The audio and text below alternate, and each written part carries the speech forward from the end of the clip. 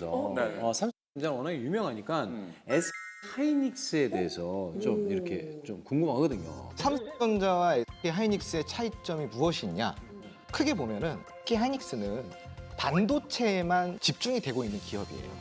그런데 삼성전자는 반도체 매출 비중이 월등히 높긴 하지만 전자기기 제품들도 있다는 거예요. 우리가 그거를 디바이스 익스프런스, 그러니까 DX 부문이라고 이야기를 해요.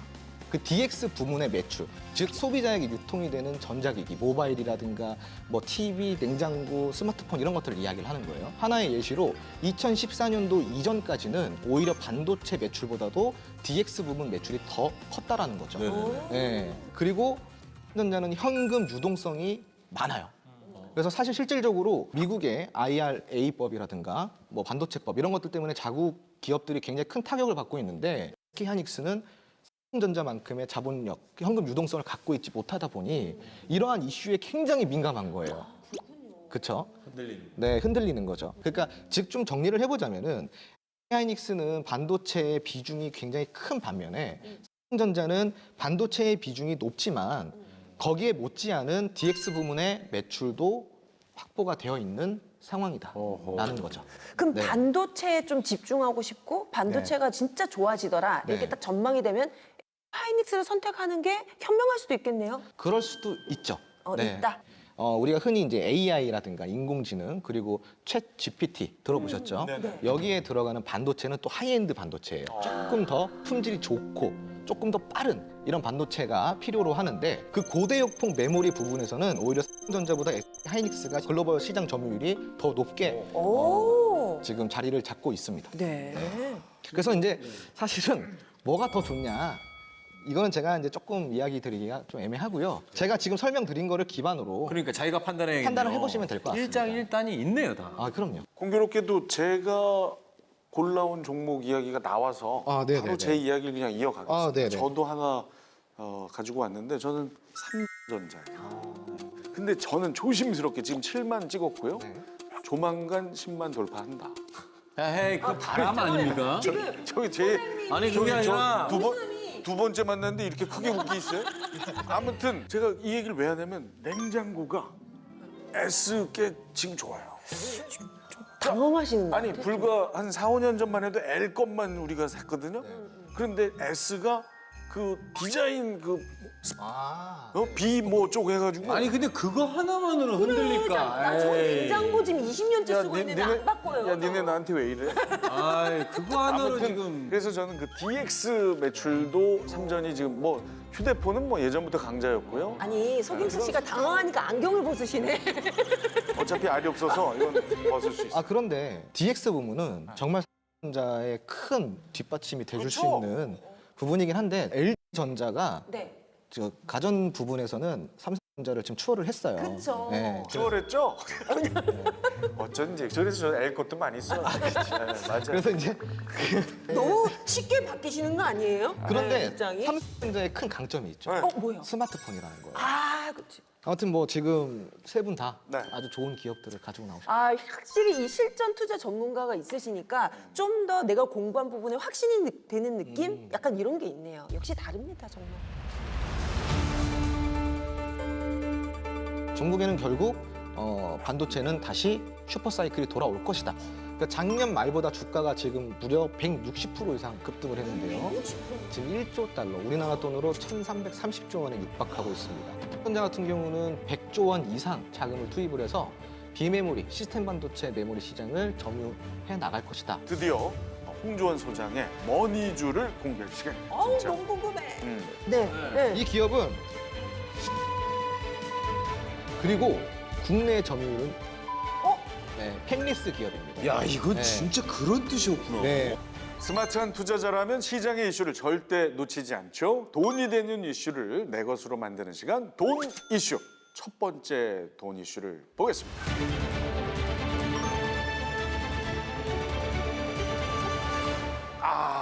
대화형 인공지능 챗봇, 챗 GPT 열풍이 뜨겁죠? 챗 GPT 사용자가 2개월 만에 1억 명을 돌파했습니다. 진짜? 세계가 다 주목하고 있는 상황입니다. 지금 이 챗 GPT의 성장 속도가 네. 산업의 역사상 가장 빠른 성장입니다. 네. 그래요? 그 이유가 몇 가지 있겠죠. 네. 챗 GPT는 개인과 기업 그리고 업무나 일상 서비스 등에서 다양한 방면에서 사용할 수 있는 인공지능 프로그래밍이기 때문입니다. 내가 원하는 정보를 이 챗 GPT를 통해서 다 얻을 수 있는 거예요. 써보셨어요? 챗 GPT? 저는 그냥 제 거 한번 넣어봤어요. 서경석이 누구니? 서경석 누구니? 근데 제가 그걸 했을 당시에는 상당히 부정확하더라고요.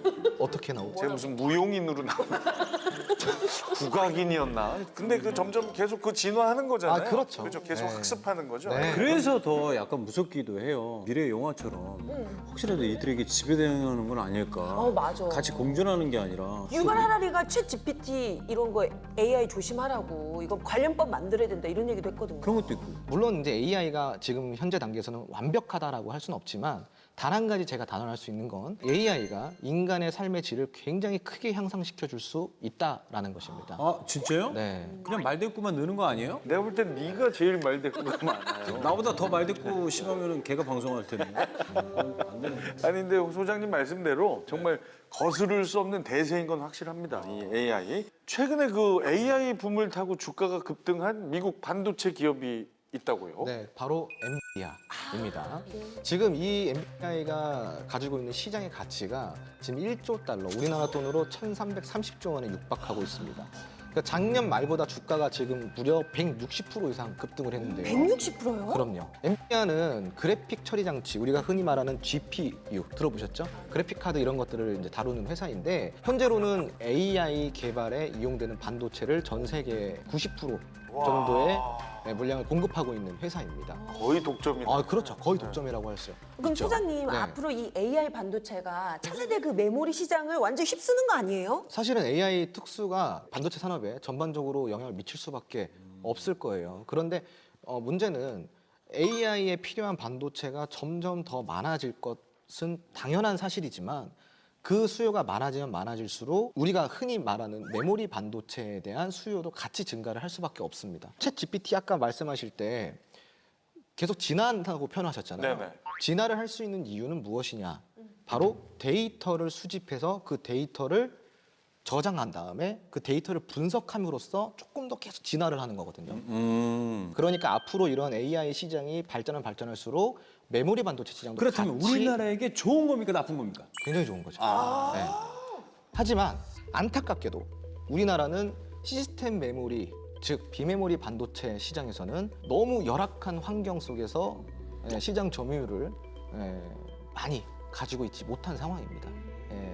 그래서 이러한 부분들은 삼성전자와 SK하이닉스가 좀 풀어야 될 문제이긴 한데 삼성전자 같은 경우는 100조 원 이상, 즉 130조 원 정도의 자금을 투입을 해서 비메모리, 시스템 반도체 메모리 시장을 점유해 나갈 것이다 라고 선언한 바가 있기 때문에 또 이러기 있구나. 그래서 앞으로 한 10년 동안은 삼성전자가 시스템 반도체 이 산업에 좀 집중할 수 있는 환경이 만들어지고 있는 상황이다. 이렇게 좀 보시면 좋을 것 같습니다. 혹시 그러면 AI 반도체 관련주 뭐 알려줄 거 없나요 저희한테?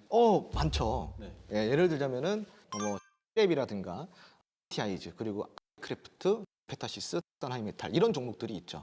예. 하나도 안 들었어. 뭐가 많네. 참 죄송한 이야기인데 전혀 못 들어본 회사들인데 자 실전 투자 전문가 우리 홍주원 네. 사장이 그럼 선택한 반도체 관련 유망주는 뭘까요? 자 오래 기다리셨죠. 드디어 홍주원 소장의 머니주를 공개할 시간입니다. 아 그때요. 이거 왜 대본에도 안 적혀 있어가지고 저희도 몰라요 지금. 진짜로, 아우 너무 궁금해. 네. 이 기업은 비메모리 반도체 기업입니다. 그게 힌트. 잠깐만. 잠깐만 이게 네. 지금 힌트라고요? 그럼요. 아니, 말끔하게 생겨가지고 사람 약 올리는 재주 있으시고. 그러네. 네? 설계를 할 수 있어요. 이 설계를 할 수 있는 기업들을 우리가 팹리스 기업이라고 네. 하거든요. 어? 네, 팹리스 기업입니다. 햄리스 네. 기업. 조금만 더 힌트를 드리자면은 시스템 반도체 안에서도 두뇌 역할을 하는 마이크로 컨트롤 유닛을 다루고 있는 기업이라고 좀 볼 수가 있고 우리가 이걸 줄여서 MCU라는 약자를 쓰고 있습니다. 유재석인데요. MC. 네, 저도 이제 굉장히 좋아하고 처음엔 나 좋아한다고 그랬잖아요. 더 좋아하죠. 네, 계속하세요. 예, 눈 흔들리지 마시고. 네, 알겠습니다. 그 MCU가 이제 앞으로 첨단 기술에 무조건 들어갈 수밖에 없는데 여기서 더 중점적으로 봐야 될 거는 이 기업이 세계 점유율 4위입니다. 이 MCU 부문에서. 세계 네, 세계 점유율 4위입니다. 세계 점유율. 세계 점유율이에요. 네. 그리고 국내 점유율은 1위예요. 아 국내 점유율 1위요? 네네네. 지금 챗 GPT 열풍이 불고 있습니다. 여기에 따라서 움직일 수 있는 가장 강력한 기업 중에 하나가 바로 이 기업이라고 저는 생각하고 있습니다. 자, 실전 투자 전문가 홍주원 소장의 머니주가 궁금하시면 카카오 채널 톡에서 주식이 머니 검색 후에 친구 추가해 주십시오. 그리고 남은 힌트가 좀 더 있습니다. 계속해서 채널 고정해 주시고 모든 투자의 최종 판단은 여러분의 몫인만큼 지혜롭고 현명한 투자하시기 바랍니다. 이제 두 번째 돈이 되는 이슈 보겠습니다.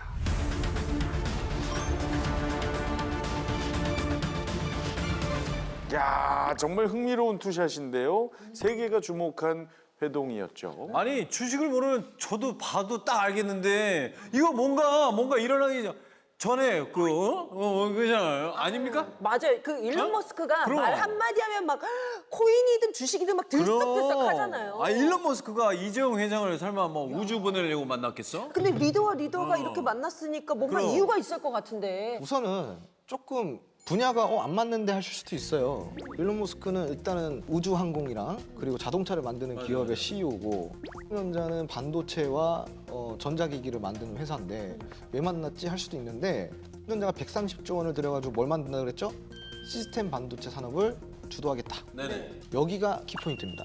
바로 자율주행 자동차에는요 시스템 반도체가 들어가요. 그러니까 비메모리 반도체가 들어가는 거예요. 맞아. 네, 그 완전 자율주행 자동차에 목표를 두고 있는 일론 머스크가 여기 레벨 4에 해당되는 자율주행 레벨 4 정도면 사실은 거의 완전 자율주행이라고 보시면 편합니다. 그렇죠. 핸들을 안 잡아도 되고 네, 목적지까지 갈 수 있는. 네, 그걸 네. 들었어요. 앞으로 이 레벨 4 자율주행에 탑재될 시스템 반도체를 삼성 니들이 만들 수 있겠냐.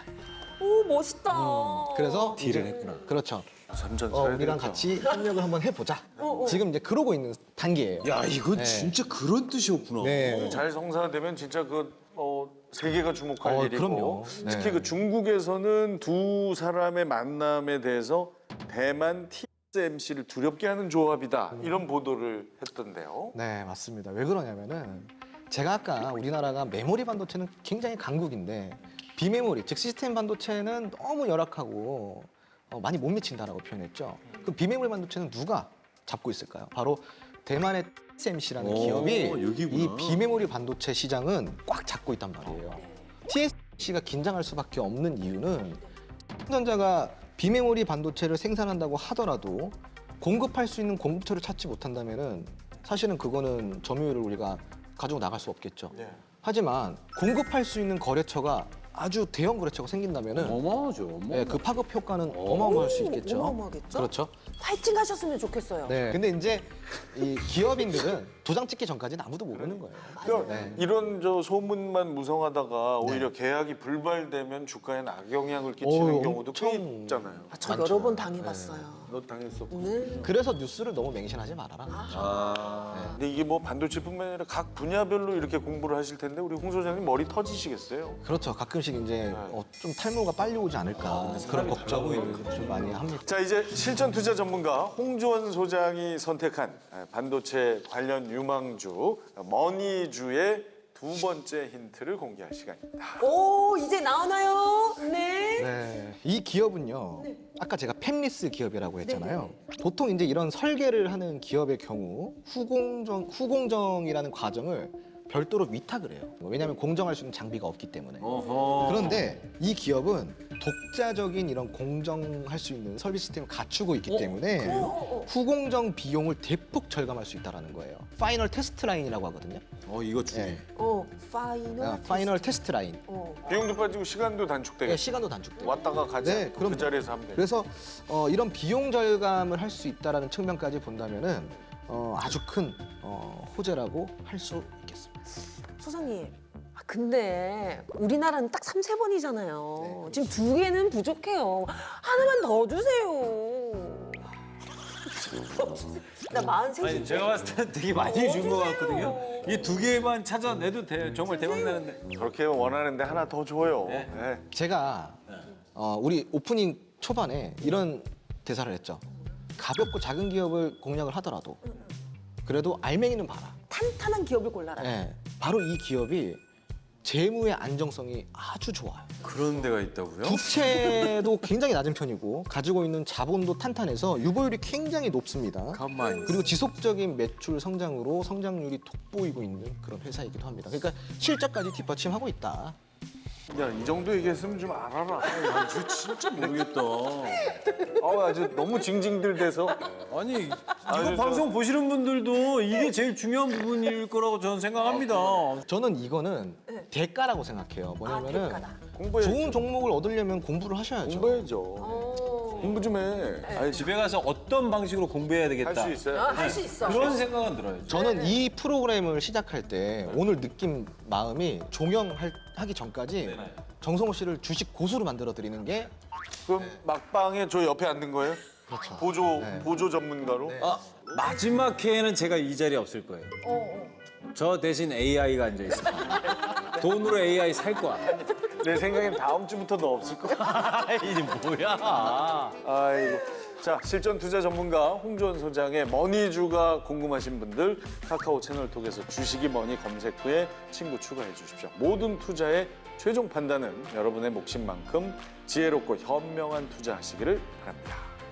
스마트한 투자자들의 유일무이 본방사수 프로그램 본격 시청자 참여 주식 토크쇼 주식이 뭐니 이제 마칠 시간입니다. 끝까지 함께해 주신 여러분 고맙습니다. 주식이 뭐니? 주식이 머니! 기후 위기 시대. 지금보다 3도가 올라가잖아요.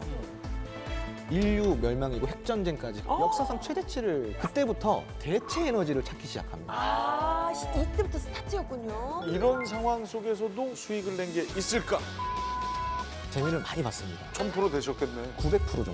네, 900% 정도. 근데 제가 좀 아쉬운 거는 네. 몰빵을 안 했다. 아예요. 저도 사람이다 보니까 네, 아쉽더라고요. 네, 아쉽더라고요.